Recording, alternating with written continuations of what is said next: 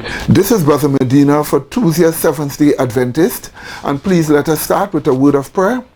Loving Father, please be with us as we present this important information to everyone listening. Bless them and may everyone be warned. In Jesus' holy name we pray. Amen. Well, the name of this study is The Remains of Sodom and Gomorrah. The Remains of Sodom and Gomorrah. And we want to show you that there is evidence that God did destroy Sodom and Gomorrah and the other cities on the plain with brimstone and fire. It was done because of the sin of sodomy. In fact, we are told in the Bible, if we look at Jude chapter 1 and we look at verse 7, here is what we are told. I quote, it says this: even as Sodom and Gomorrah and the cities about them in like manner, giving themselves over to fornication and going after strange flesh, are set forth for an example, suffering the vengeance of eternal fire. So we see that they did suffer the vengeance of eternal fire, and it was an example that we may take warning. An example means we must take warning that we do not do the same things that was done before. Furthermore, we are appealing to the Gender Affairs Ministry not to recommend the legislation of sodomite marriages in Trinidad and Tobago, because you will bring the curse of Sodom and Gomorrah upon this country. Yes, my dear people, real brimstone and fire fell upon those cities on the plain. Real brimstone and fire. As you are seeing in this picture here, it was not brimstone that came from a volcano. It was real brimstone that came from heaven above. And the only places this brimstone is found are in these 5 places in the Middle East by the Dead Sea, where the 5 cities on the plain were destroyed. And so, we are warning you to pay attention as we go forward in this program. Now, in this first clip, let's look at the facts of Sodom and Gomorrah. Is the story of Sodom and Gomorrah true? Over 3,900 years after the events, archaeological discoveries, newly found ancient historical records, and up-to-date scientific analysis are all marrying to present hard evidence that the biblical account of Sodom and Gomorrah is stunningly accurate. Our investigations start at the Dead Sea, which is the lowest point of altitude on Earth, 417 meters below sea level, 67 kilometers long, and 18 kilometers wide. Its salt level is 6 times higher than any ocean. Fish that stray into it die, and a human being will float in it without any other buoyancy aid. Since ancient Egyptian times until the present day, the area has been known for its rich minerals, which are famous for their medicinal properties. In the 1940s, the Dead Sea water level was rising, but today it is said to be evaporating at an incredible 25 centimeters a year. Although rain falls here for 7 months annually, the total is less than 50 millimeters, 2 inches a year.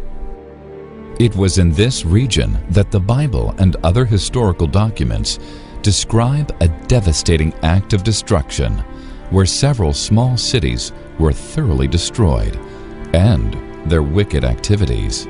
But not until a thorough investigation of the facts had been established. Then the Lord said, "The outcry against Sodom and Gomorrah is so great, and their sin so grievous, that I will go down and see if what they have done is as bad as the outcry that has reached me. If not, I will know." There were 5 wicked cities known as the cities of the plain, cited in both secular and biblical history.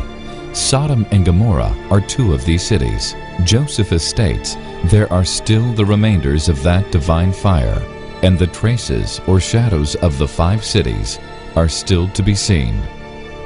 Historian Jonathan Gray reports that strangers to Sodom were enticed into the city, kidnapped, and then chained up in the square and starved to death for the amusement of the populace.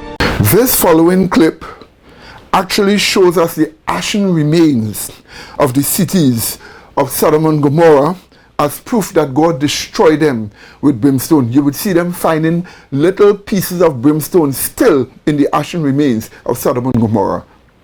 The angels urged Lot to hurry, saying, "Arise, take your wife and your 2 daughters, who are here, lest you be consumed in the punishment of the city." Lot, his wife and daughters, all fled from the terrible destruction of Sodom. Likewise, as it was also in the days of Lot, they ate, they drank, they bought, they sold, they planted, they built. But on the day that Lot went out of Sodom, it rained fire and brimstone from heaven and destroyed them all. Wicked men were punished by the Lord in a divine judgment of fire. The intense heat consumed the wicked cities and their inhabitants.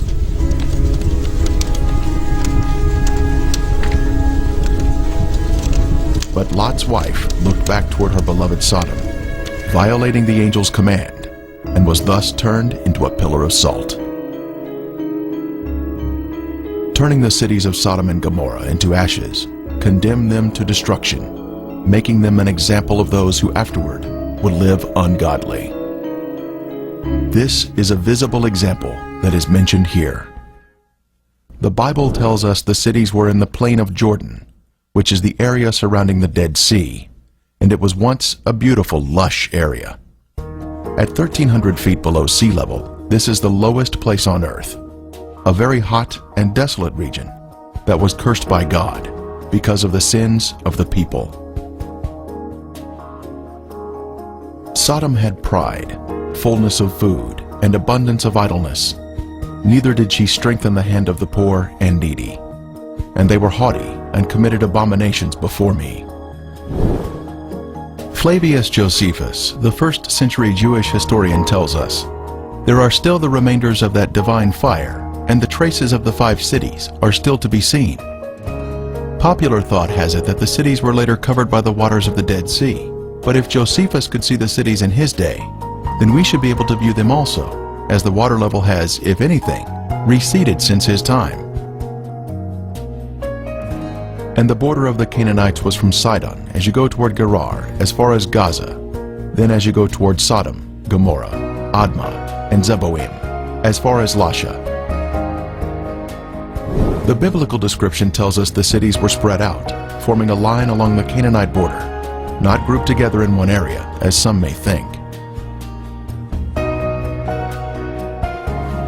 Driving along the coastal highway of the Dead Sea in Israel, one can soon see peculiar formations that are of a lighter color than the surrounding terrain.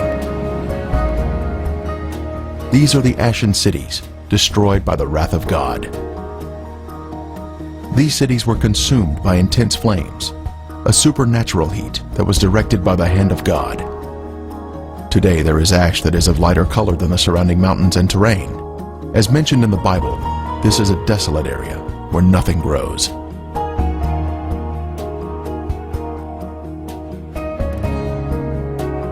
Inspecting the formations closely, one can see structures containing man-made elements, such as 90-degree angles. Even though the buildings were consumed by the fire, the remaining ash in these cities is comprised of a heavier material due to the inclusion of brimstone or sulfur, and still retains some of the original shapes of man-made structures. This stunning structure stands out as a singular formation with 4 sides, surrounded by a deep moat.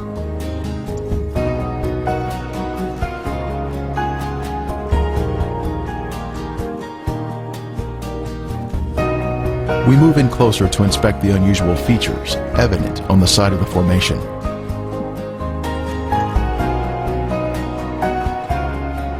On the side of the structure, this swirling pattern is different from any type of sedimentary rock or soil that would normally contain horizontal, even layers.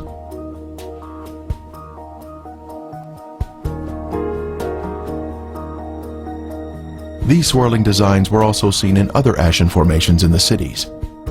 This is evidence of extreme heat, up to 6,000 degrees Fahrenheit, where thermal ionization occurs. When the electrons repel and attract forming these unusual, swirling designs.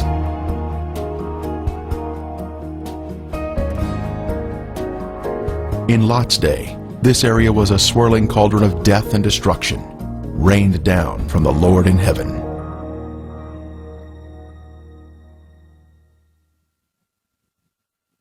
Strange anomalies can be seen here, such as these fragile layers of material which disintegrate when touched.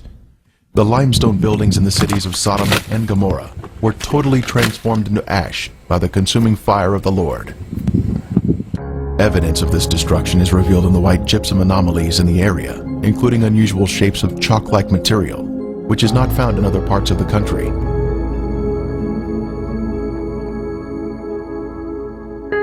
Even layers of white and gray material can also be seen, comprising gypsum and ash. At the time of Elijah on Mount Carmel, the Lord sent down a superheated fire from heaven, consuming the stone altar and sacrifice, turning them into ashes. Then the fire of the Lord fell and consumed the burnt sacrifice, and the wood, and the stones, and the dust, and it licked up the water that was in the trench. We are also told, "For the Lord your God is a consuming fire, a jealous God."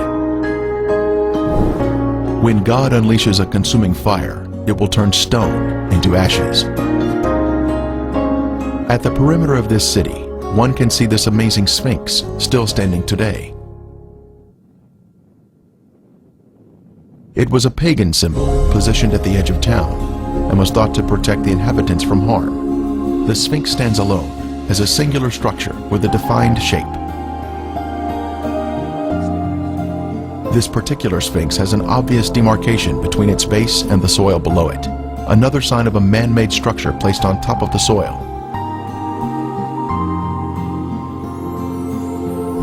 Later, we will see another Sphinx.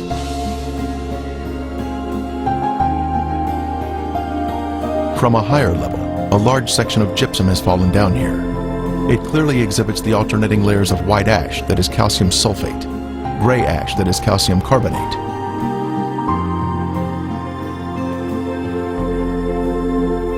One can also find loose or powdery ash that is quite thick and has been deposited next to the formations.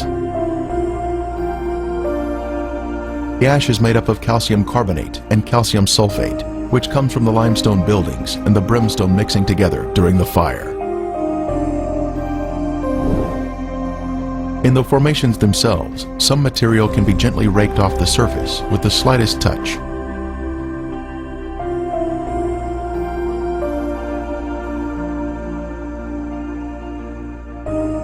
Looking down the city streets, one can notice man-made shapes which are not found in nature.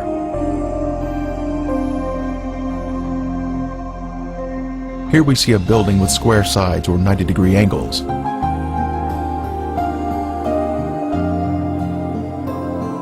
From the opposite side, we can see the same symmetrical structure and man-made angles.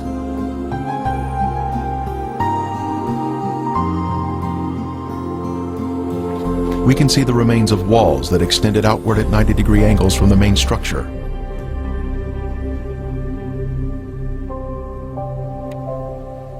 Once again, further evidence of man-made construction. Here we can see square windows that are visible in the walls of the structures, which give us a view of the past. Scanning the city for signs of prior habitation, we can see in the foreground a tower of cylindrical design, positioned at the edge of the city. The remains have suffered greatly during 3,500 years of wind and rain erosion. Even still, there is the appearance here of streets and man-made structures.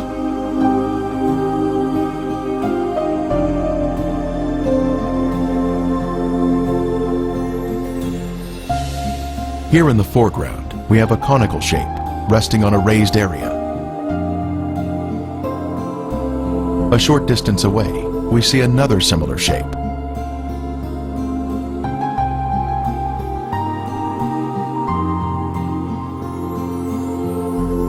As we pan across the city, we can see in the distance an arched doorway that exhibits a symmetrical shape even to this day. The whole land is brimstone, salt, and burning. It is not sown, nor does it bear, nor does any grass grow there, like the overthrow of Sodom and Gomorrah, Admah and Zeboim, which the Lord overthrew in his anger and his wrath. More anomalies are found in the cities. In this case, we have a large hardened clump of material that we broke open, revealing layers of previously heated material, including gypsum crystals, created by the combination of limestone and sulfur. From the intense heat, various objects were melted in the cities. Here we have some material that was boiling on top, while the remainder of the substance pooled at the bottom, creating a solid base. A very unusual find here, but just another strange anomaly not found in other areas of the country.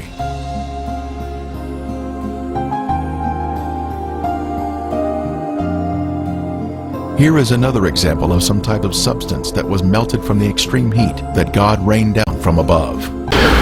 Here is more proof that these Canaanite cities, Sodom and Gomorrah and the other three cities on the plain, these Canaanite cities that had Egyptian culture, were in fact destroyed by brimstone and fire. You would see they have even found a piece of a bone from a finger in the ashen remains as clear evidence that God did destroy those cities on the plain. As we near the formation, we can see it is in the shape of a ziggurat. It turns out there are actually two ziggurats on this raised acropolis.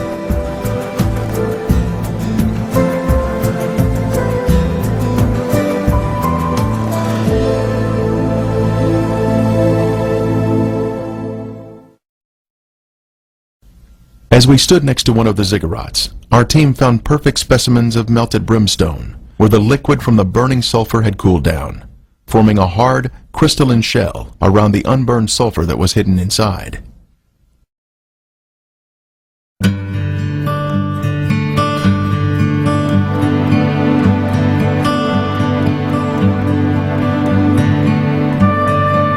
On the outside of the ziggurat, we spotted a piece of brimstone fused into the side of the formation.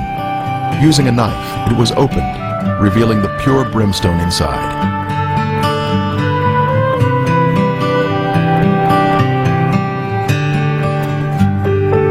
Resting on a ledge of the ziggurat, we see another sample of brimstone that was opened with a knife, once again revealing the pure sulfur inside.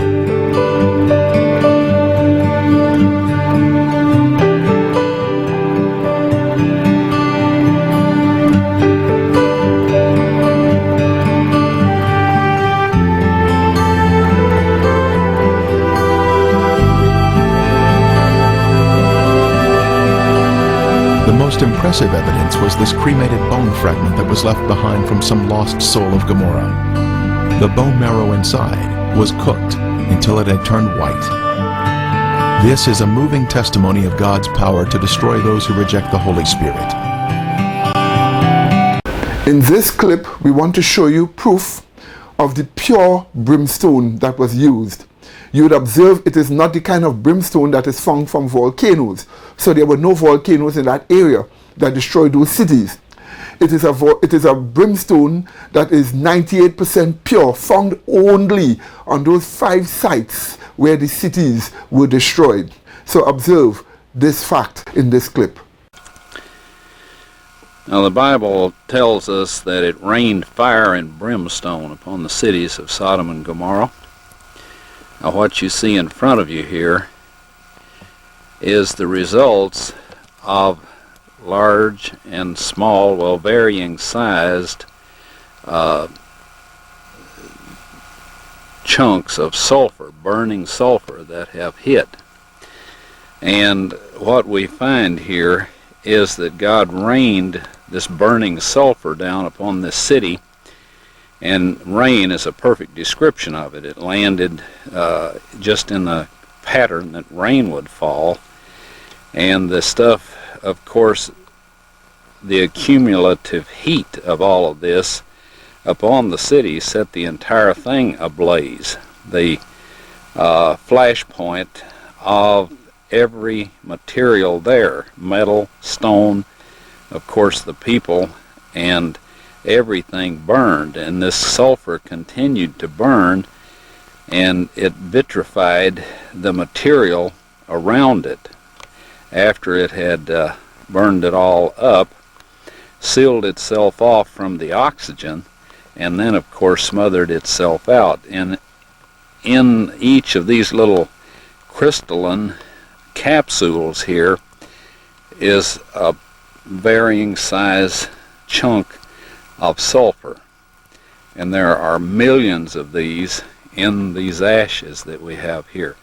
Now some of them we have cracked open so you can see the sulfur inside, and others we have left intact, but there are millions of these here. So this shows that God indeed rained fire and brimstone upon these cities. And if you'll look in your dictionary, under brimstone you'll find that it is sulfur. As soon as he got home from that trip, Ron took several of the samples to Galbraith Labs near Knoxville, Tennessee. The yellow balls in the center of the reddish rings proved to be 95.72% sulfur, with traces of several other elements, all of which he was told would contribute to an extremely high temperature fire. When Ron asked them if they could perform a BTU test to determine the degree of heat this would give off, he was told that they couldn't because it would damage their stainless steel testing chamber. The material surrounding the encapsulated sulfur was also tested and proved to be ash. At home, we did our own small test and burned some of the sulfur in a spoon. The purplish flame is indicative of the intense heat, which prohibited our holding the spoon as it burned. We later discovered our spoon had holes in it from the fire. Then, we placed a small piece of the outer material also in the spoon and attempted to burn it, but it wouldn't burn at all. It didn't even darken. It was already completely consumed by fire, and nothing was left to ignite.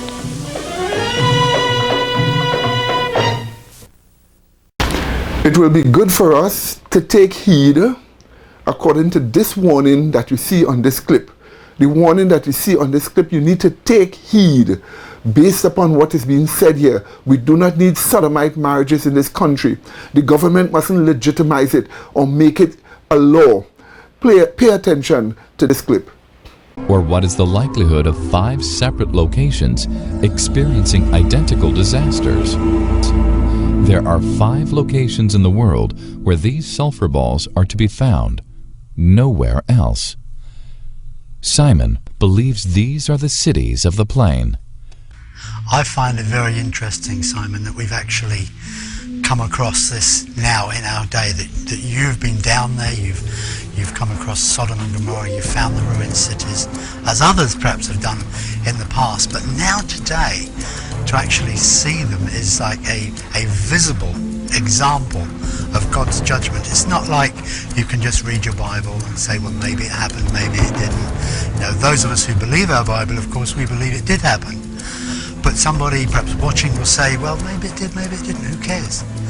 Well, now you've got visible evidence. You've got those incredible sulfur balls that I think shot off the scale when they had the scientific analysis. And you've got the actual ruins that you've walked around and you've seen. And folks who've watched the DVD have seen these things. There's no excuse for saying it didn't happen. This is the visible evidence. Now, Jesus warned that judgment in the last days would come, just prior to his return. Judgment would fall upon the earth, that God would judge the earth for their sinfulness, just as he judged Sodom and Gomorrah for their sinfulness. You know, God is a just judge. If he doesn't judge the world, people have said he will have to apologize to Sodom and Gomorrah. So what you're seeing now is a repeat, when God is saying, look, here are the ruins, here are the actual sites. Judgment came then, judgment will come again. Jesus warned us in Luke 17 that as it was in the days of Lot, so will it be in the coming of the days of the Son of Man. When Jesus returns again, judgment will fall. Sodom and Gomorrah were destroyed. 2 Peter 2:6 says that these are examples to us. Jude says these are examples to us, the cities of Sodom and Gomorrah. And now to have them here, visible before us, is astounding.